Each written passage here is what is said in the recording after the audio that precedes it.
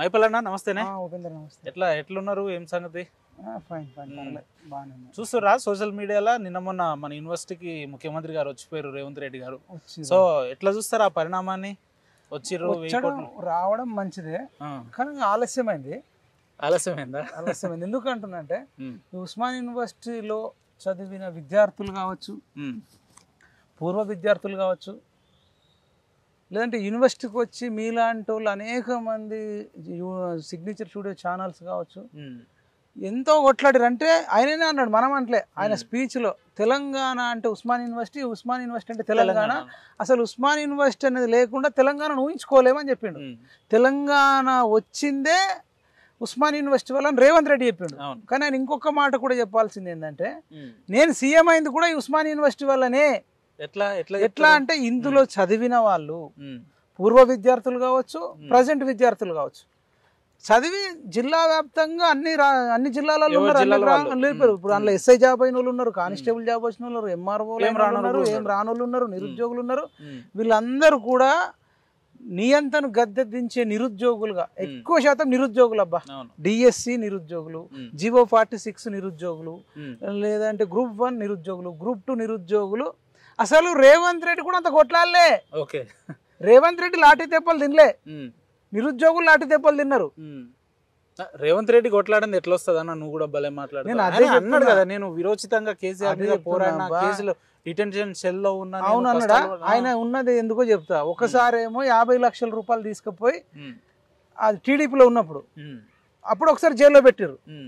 50 లక్షల అది బ్యాగ్ తీసుకుపోయింది నిరుద్యోగుల కోసం కాదు, దయచేసి. అది తెలంగాణ పోరాటం కాదు, కేసీఆర్ మీద ఓడించడానికి కూడా కాదు. అది ఎమ్మెల్సీ ఎవరినో, వాళ్ళకి వేం నరేందర్ రెడ్డిని ఎవరినో ఎమ్మెల్సీ చేసుకోవడానికి 50 లక్షలు తీసుకుపోయినప్పుడు ఆయన ఒకసారి అరెస్ట్ అయ్యిండు. అప్పుడు రీసెంట్ సెల్లో ఉన్నాడు. ఆయననే చెప్పిండు, చిప్పకూడు తిన్నాడు. అంతేగాని కేసీఆర్ ఈయన మీద కక్ష కట్టి పంపలే. అంటే వాళ్ళు ప్లాన్ చేసే పంపిర్రు, కానీ అక్కడ పోరాటం ఏడుంది అంటున్నా. ఇప్పుడు ప్రవళిక చనిపోయినప్పుడు ఇక్కడ చిక్కడపల్లి లైబ్రరీకి వచ్చి దెబ్బలు తింటే, నిరుద్యోగుల కోసం దెబ్బలు తిన్నట్టు పోరాటం చేసినట్టు అక్కడ అరెస్ట్ అయితే అది పోరాటం. లేకపోతే ఇక్కడ మురళీ ముదిరాజ్ చనిపోయిండు ఈ హాస్టల్లో, ఇక్కడికి వచ్చి దెబ్బలు తింటే ఇది ఒక పోరాటం. లేదంటే అక్కడ మన కాకతీయ యూనివర్సిటీలో మన నాయకు చనిపోయాడు, సునీల్ నాయక్ చనిపోయాడు, అక్కడ వచ్చి దెబ్బలు తింటే అరే దెబ్బలు తిన్నాడు రా నిరుద్యోగుల కోసం పోరాటం. లేదంటే ఇక్కడ లక్ష్మీబాయిని దిల్సుఖ్ నగర్ లో పోలీసు వాళ్ళు అర్ధరాత్రి తీసుకెళ్లి ఇష్టం వచ్చినట్టు కొట్టిరు, అక్కడ దెబ్బలు తిన్నా, అరెస్ట్ అయినా, ఒక 4 రోజులు జైల్లో ఉన్నా, 4 రోజులు జైల్లో ఉన్నా, లేదంటే అట్లీస్ట్ అక్కడ ఫీల్డ్ కు వచ్చినా అదొక పోరాటం. నందనవనం అంటారు, గంజాయి కదండి, గంజాయి వనం లెక్క చేస్తే ఒక మైనర్ బాలికను కొద్దిమంది రేప్ చేస్తే మన ఛానల్ అందరం పోయి పోరాటాలు చేసినాం.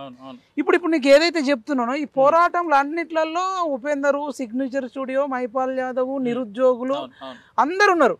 అలా రేవంత్ రెడ్డి ఎక్కడన్నా కనబడతలేడు. ఉంటే చెప్పు మరి. కానీ అంటాడుగా ప్రతి మీటింగ్ లో నేను పోరాటం చేయబట్టే వచ్చిందని. అదే చెప్తున్నా, ఆయన అంటుండబ్బా, నేనేమో వాస్తవం చెప్తున్నా. ఇప్పుడు చెప్పిన ప్లేస్లలో ఇప్పుడు నేను ఇక్కడ ఒక 100కు పైగా ప్రోగ్రామ్స్ చేసిన, ఆర్ట్స్ కాలేజ్ కడ కానీ, లైబ్రరీ కడ కానీ, అనేక మందితో ఇంటర్వ్యూలు చేయడము, లేకపోతే అట్లా బాధలు చెప్పడం. అవనిగడ్డకి వెళ్ళిన, విజయవాడ దాటిన తర్వాత అవనిగడ్డ ఉంటది, అక్కడికి ఎందుకు పోయినామని ఆంధ్ర కనొచ్చు. అక్కడ మనోళ్ళు టీచర్ జాబ్ లకు ప్రిపేర్ అవుతారు, మహబూబ్ నగర్ నుంచి కానీ, నల్లగొండ నుంచి కానీ, వరంగల్ నుంచి కానీ, ఖమ్మం నుంచి కానీ.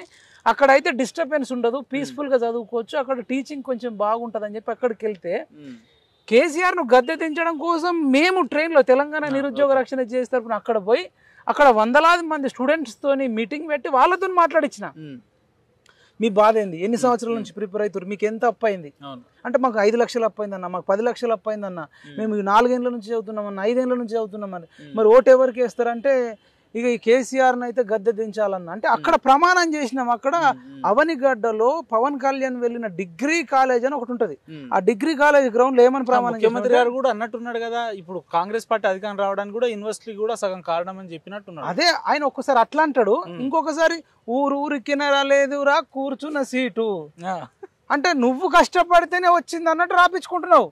నువ్వు అందులో ఏం లైన్ ఉండాలి, ఇంకొకటి ఎదిరించుకొని వచ్చిన, తొక్కుకొని వచ్చినరా, నల్లమల్ల పులే వచ్చిన అంటే, మరి అలా నిరుద్యోగుల సపోర్ట్ తో వచ్చిన ఒక లైన్, ఊరికినే రాలేదురా కూర్చున్న సీటు, నిరుద్యోగుల పోరాటంతో వచ్చిందిరా ఈ సీట్ అని ఎందుకు లేదా లైను?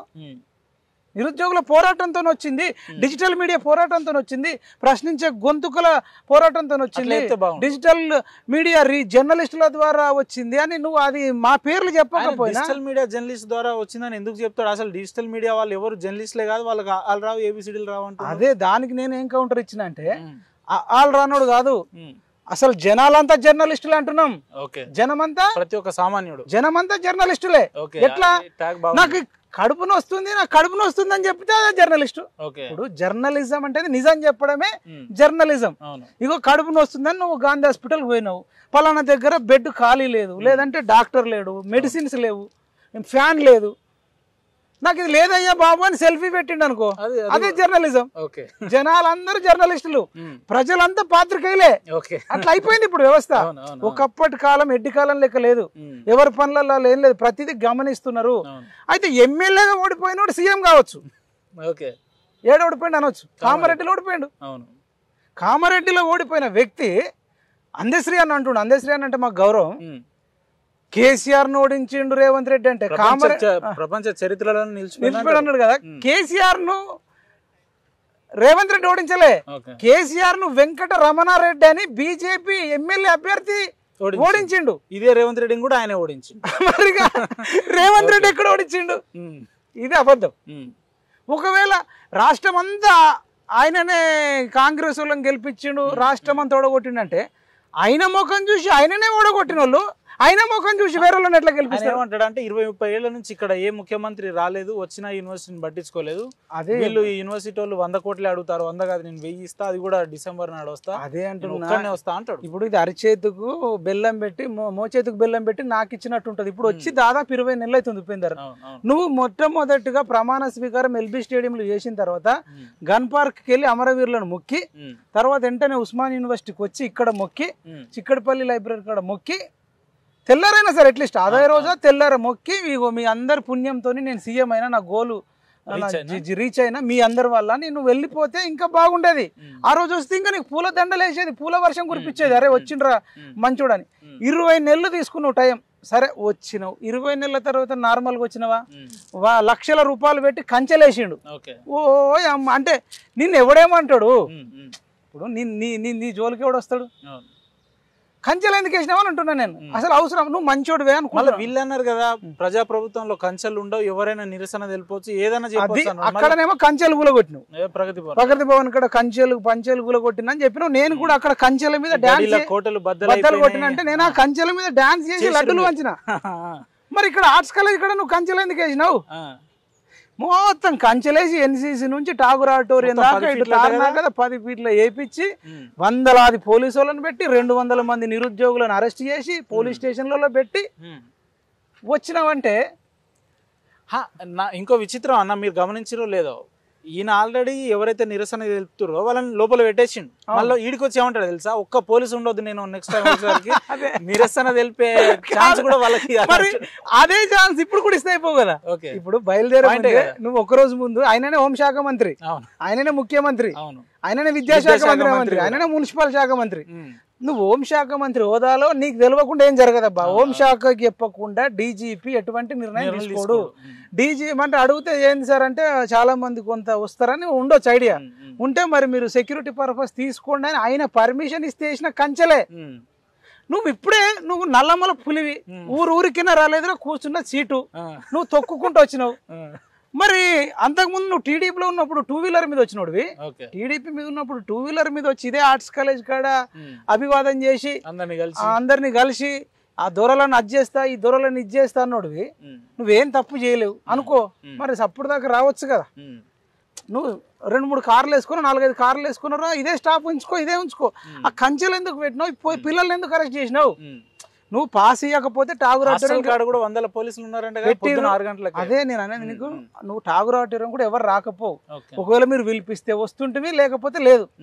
మనలాంటి తెగించి కొట్లాడినోడికే పాస్ ఇవ్వలేదంటే నువ్వు వచ్చినా అదేం లాభం అంటున్నా. నువ్వు ఎవరికి ఇవ్వాలి? ఎవరు ఆడిటోరియం ఉన్న వాళ్ళంతా ఎవరు? అంత కాంగ్రెస్ రిలేటెడ్ ఉన్నారు, లేదంటే ఎంప్లాయీస్ అందులో స్టూడెంట్స్ ఉన్నా వాళ్ళకి రిలేటెడ్ ఉంచుకోవచ్చు. కానీ పాసులు పెట్టి వాళ్ళకి రిలేటెడ్ వాళ్ళని పిలిపించుకున్నట్టే కనపడుతుంది అబ్బా. ఇప్పుడు నిరుద్యోగుల తరపున కొట్లాడిన ఒక్కనన్నా పిలిచిరా?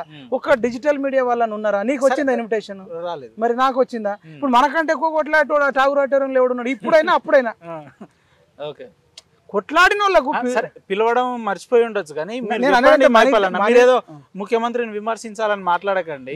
కానీ ఒక ముఖ్యమంత్రి స్థాయి వ్యక్తి యూనివర్సిటీకి 10 ఏళ్ళుగా కేసీఆర్ రాలేదు, రేవంత్ రెడ్డి గారు వచ్చి 1000 కోట్లు ఇస్తా అన్నట్టు దాన్ని స్వాగతించాలని అంటారు వాళ్ళు. మేము అదే అంటున్నాం అబ్బా, స్వాగతిస్తూనే ఉన్నాం. కేసీఆర్ రాలేదు, నువ్వు వచ్చినావు 20 ఏళ్ళ నుంచి, రానందుకు నువ్వు వచ్చినావు, స్వాగతిస్తున్నాం, సంతోషమే. కానీ నువ్వు కొన్ని లోపాలు ఉన్నాయి, అవి చెప్తున్నాం, సరిదిద్దుకుంటే నీకు మంచిది.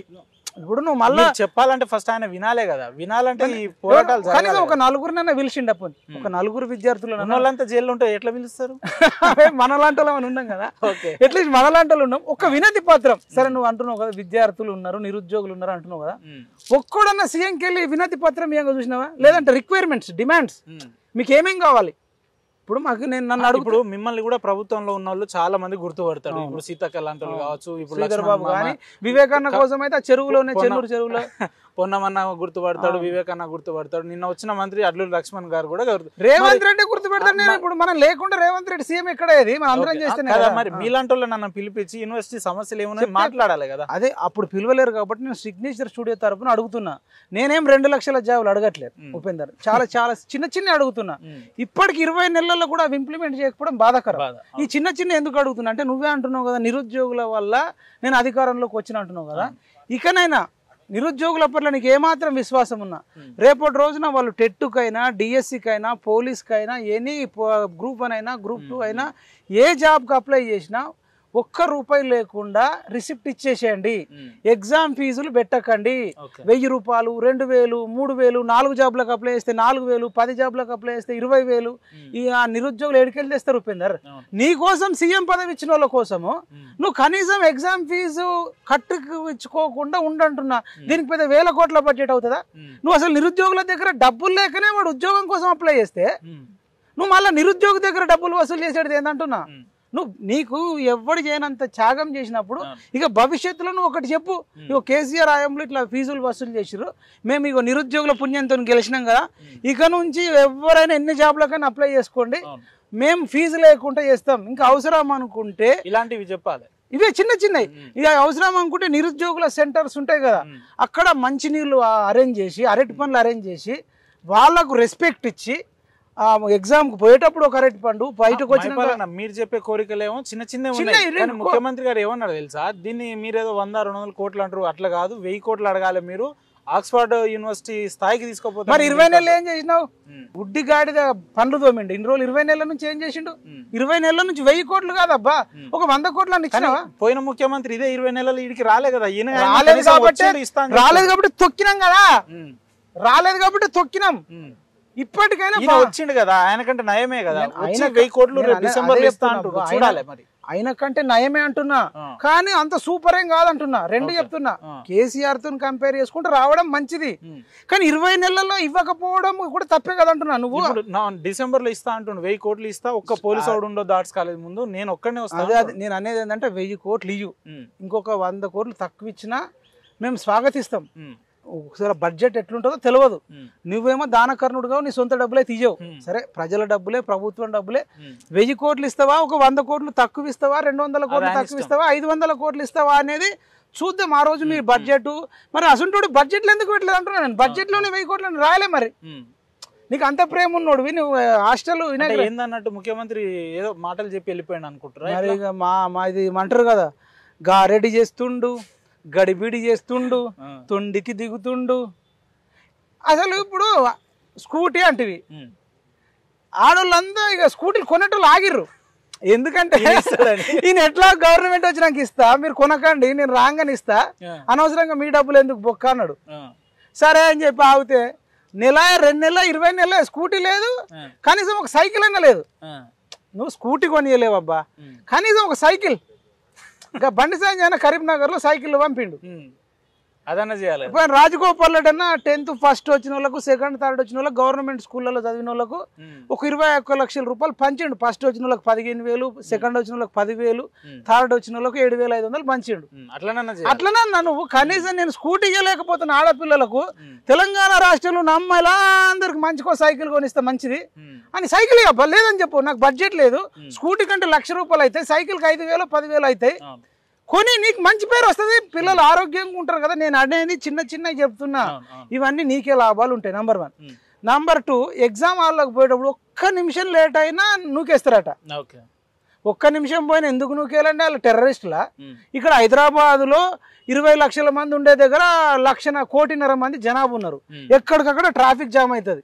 మళ్ళీ నువ్వు ఏ జిల్లాలో వేయాల్సిన ఎగ్జామ్ ఆ జిల్లాలో పెడితే పెద్ద హెడేక్ ఉండదు.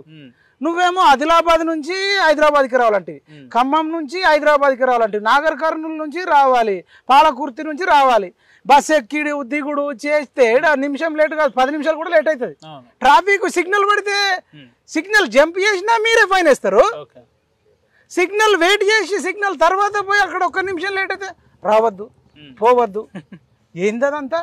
ఎంతో మంది అవినీతి చేస్తారు, దొంగలు ఉన్నారు. నేనేమంటున్నంటే నాలాంటి సీఎం ఉంటే ఏం చేస్తావే ఎగ్జామ్. ఇప్పుడు నువ్వు సీఎం కనుకుంటే సీఎం ప్లేస్ లో యూనివర్సిటీకి వస్తే ఏం చేస్తావు నువ్వు? నేను అదే చెప్తున్నా. ఆయన ఇక్కడికి రాకన్నా ముందే ఫస్ట్ ఎవరన్నా ఎగ్జామ్ వాళ్ళకి పోవాలంటే ఏం చేస్తావు? సీఎం రేవంత్ రెడ్డి ప్లేస్ లో నువ్వు సీఎం ఉంటే నువ్వు యూనివర్సిటీకి వస్తే ఏం చేస్తావు అంటున్నా. నేను అదే చెప్తున్నా. యూనివర్సిటీకి వస్తే రాకన్నా ముందే అన్ని రెడీ చేసి ఇది చేస్తా అది చేస్తా అని చెప్పకపోతుంటే అంత ఫైల్స్ అన్ని తీసుకొచ్చి ఇక్కడ సిగ్నేచర్ నేనే పెట్టేటోని. ఏది ఎగ్జామ్? ఫస్ట్ ఎగ్జామ్ ఏంటంటే నెక్స్ట్ 40,000 ఉద్యోగాలు అన్నాం కదా, ఇగో ఆర్థిక శాఖ అంత ఆమోదం తీసుకొని వచ్చినా ఇగో సిగ్నేచర్ పెడుతున్నా, ఇగో 40,000 జాబులు.